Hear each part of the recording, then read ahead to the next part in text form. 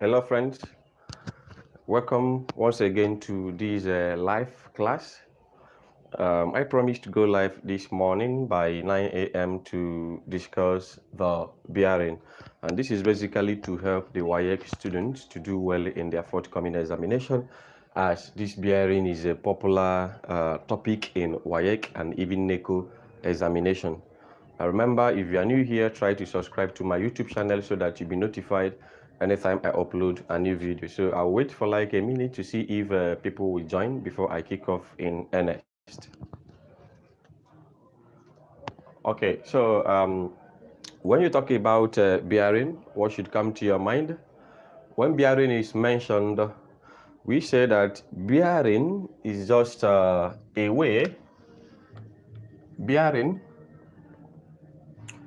is a way of defining direction as an angle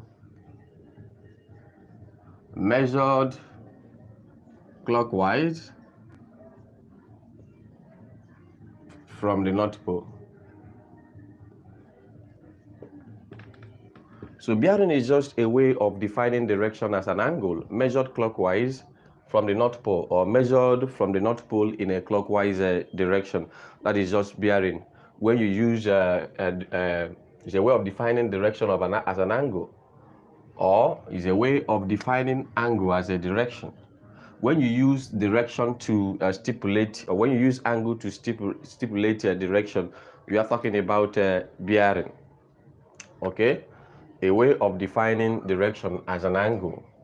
For example, now without bearing, traveling by air and by water cannot be possible, because deep down in the middle of the sea, it will be difficult for you to dictate where you are. You can't even know your left and your right.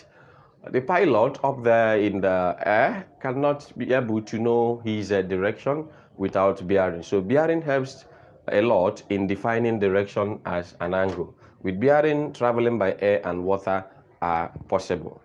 So having understood bearing, there are two ways of indicating bearing, or rather, the types of bearing we have, the types of bearing. Number one, we have the compass bearing. The compass bearing.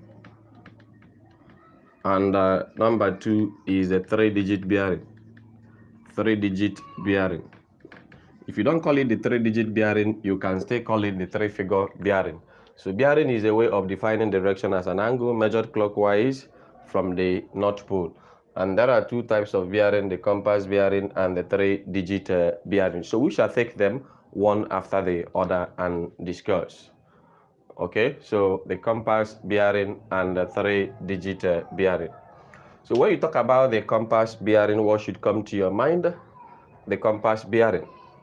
So we shall begin with the compass bearing. Compass bearing. What is a compass bearing? A compass bearing is just that type of bearing that takes a measurement from either the North or the South Pole. The measurement can come from the North Pole or South Pole. And the one thing about it is that it can be called the acute angle bearing, in the sense that you cannot have an angle that is more than 90 degrees there. That is one thing about it. So we have the compass bearing and the thread figure bearing. And the compass bearing takes measurement alone from the North Pole and the South Pole.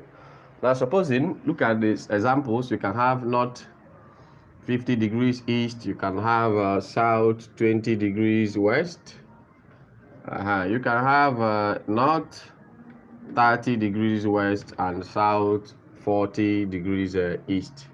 These are some of the examples of compass bearing. You can see that it can take measurement from north or south. Okay, so you have 50 degrees east of north, 20 degrees west of south, 30 degrees west of north, and 40 degrees east of south. That is just the compass bearing for you. Measurement can take place either from the north or from the south. And again, you can see that all the angles there are less than 90 degrees. That is why it can be called the acute angle bearing, the acute angle bearing, or the 3-figure bearing. Okay, now supposing you're asked to represent all these things in a diagram. So you have your Cartesian plane